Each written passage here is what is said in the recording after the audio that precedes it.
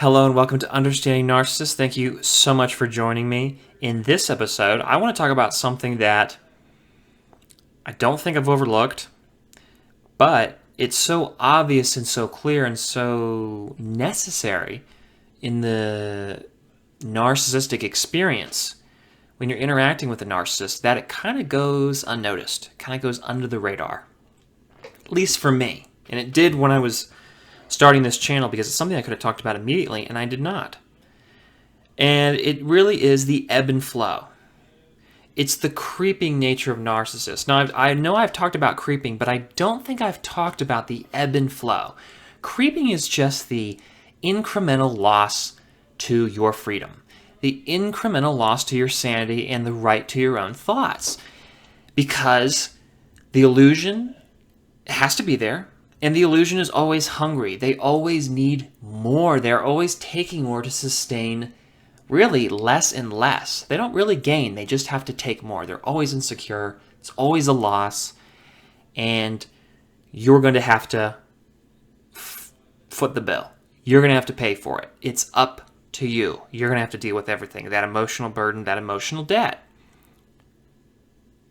The ebb and flow is really the way that it happens. It's really what gets you to the point where you don't even notice your losses anymore. You don't even feel it because you've just been so conditioned and desensitized to it. But with a desensitizing program. And I said this before, but it's instinctual to them. It's second nature. It's how they survive. I don't know that it's something they necessarily think about. It seems very emotional to me, but they all really do it in some form or another. The ebb and flow is basically that. It's a relative perspective thing. Narcissists change up their way of attack, and particularly their pace and rate of attack. They go after you, and they get a response. Then they recede. This does a number of things. For one, it supports the illusion and props them up and keeps them from having to look at themselves in the mirror and recognize what they are. And it also keeps you from noticing it because it makes them appear more reasonable and that you haven't lost any ground. So let me go into the first one. Narcissists do not, and perhaps cannot, attack in an overt or direct way. As we both know, they're not aggressive, they're not violent, they're not dangerous people. Now, of course, they are, but that is the exact thing they are trying to get away from. That is the exact thing they don't want to be, because otherwise, they'd just be like all the other bad people in the world, all the other crazies, the psychopaths, the borderlines, the unstable folk. The narcissists aren't them. Narcissists are healthy. They're, well, let's be honest, perfect. Of course, I'm not going to say that, but no, they're nothing like that. That's not them. Narcissists are not crazy. So there's a line. It's an internal line for the most part, the line they can't cross, and it does somewhat correspond with your expectations. So that is, there is a bit of a reality connection where they know what they can do so as not to appear like who they really are and what they really are, which is crazy.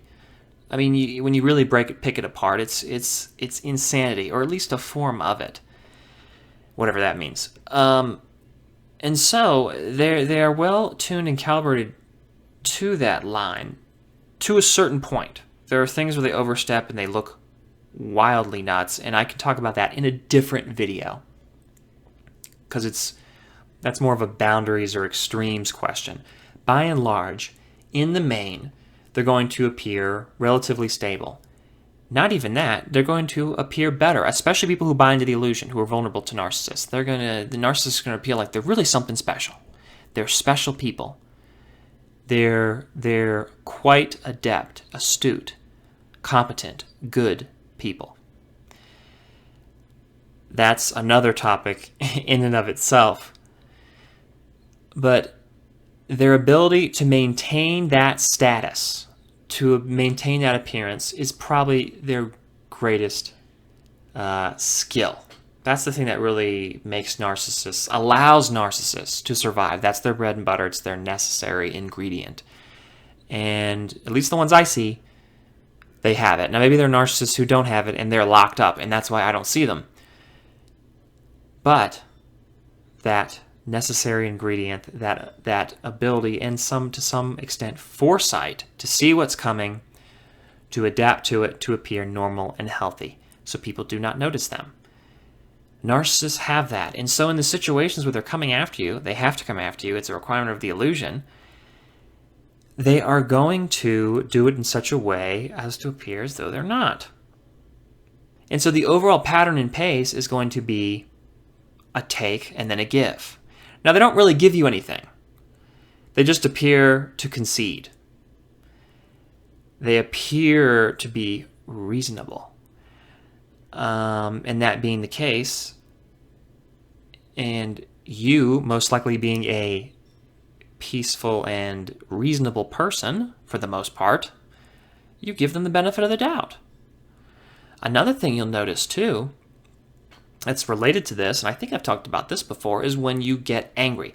When narcissists have bad feelings and they encroach, they need to transfer those feelings to you so you let them out. When that happens, they will recede, because now you're the bad one. Remember, the whole thing, this whole reason for living and being almost, is to escape this bad feeling, the fear that they're really awful. Now, keep in mind that the fear that they're really awful is not because, oh my gosh, I'm a bad person, I'd like to do good in the world, what's wrong with me? It's a fear of, I think, death. I think it's an infantile fear of being abandoned. And bundled up in that is shame. But it's not shame in that they feel bad. They feel bad for you because they did something wrong. It's solely self-interested. It has to do entirely with them. That's why they're egocentric. Everything is wrapped up and bundled with them. It has to do with their survival, how well they're doing. They do not care for others. I don't need to beat a dead horse. I've said that many times before. You know that. I know that.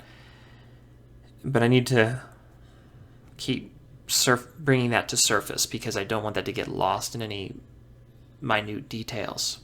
So it works a number of ways for them, but it has to be there. It's not just this ruthless onslaught. Even though it really is, it's not such a forward thing. They have to change it up. They have to change their angles. They have to work it. They have to justify themselves. They have to delude themselves into believing that they're not bad, and more importantly, get you to believe that so you can reflect it back onto them. Now, it also works as a great strategy for you because they get to poison you, so to speak. They get to work on you. They get to grind you down in a way that you're looking around and then throw things, all over the place, up in the air, so that you look at what's causing this without looking at them. It's a distraction, and it's so effective that, you can't even notice it. It took me a long time to notice it.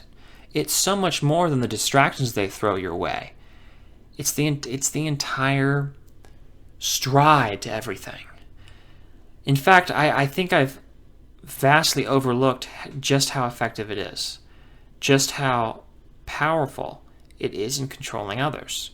I always attribute their success, when they're successful, to the illusion, to them just being so clever and fooling people, their justifications and their reasoning. But a lot of it is much more primitive and instinctual than that. And when I say primitive, I mean the kind of stuff that predators do when they're hunting. The kinds of things that I see my cat do that's timelessly effective in trying to survive. Narcissists have that. They have that predatory mentality to some extent.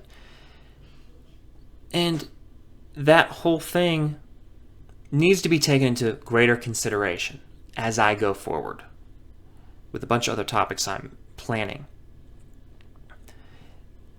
The overall pace with which they carry out their objectives, their interests, in abuse. It sounds kind of silly that I'm saying it. It sounds so institutional. It sounds so formal and official and something I could write down on paper like it's some kind of charter or procedure. And it kind of is. It's all a program. It's all a plan. And trying to understand the whole of it is a very difficult thing to do. Why? I'm not so sure. I'm not so sure why it's so complicated. Narcissists are awfully sophisticated. I'm not as familiar with other personality disorders, but where I am, I don't see the same level of sophistication most of the time. Not always true. Again, a bunch of other things play into it: intelligence, other experiences that you can't know at the time, with a person who's afflicted with something.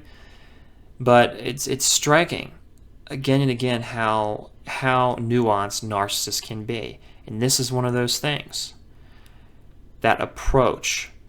They really utilize every variable in their attempts to control you. And so in a way, you kind of have to keep learning, which is a little bit unfortunate because I got to be honest, I get kind of burnt out on it. I can keep talking about it because I apply it in my life in a different way, and it's affected me so deeply that I can always find a way to use it. I can always use it to benefit my life and hopefully yours as well. But it gets a little tiresome because on the one hand, you look for new things and you find new things, but they're always doing the same thing regardless. They're always doing the same exact thing. And you have to understand that. And getting caught up in that is that, are you going to live your own life, or are you going to sit and try to really draw these deep behavioral principles from narcissistic behavior and what you can learn from it? I mean, that's something that's worth doing, I think, and you think. But like, how in depth do you want to go? And the thing is, if you don't go deep enough, they can still get you. And so it's like this kind of your own survival instinct. When you're vulnerable to them, you got to learn more and more.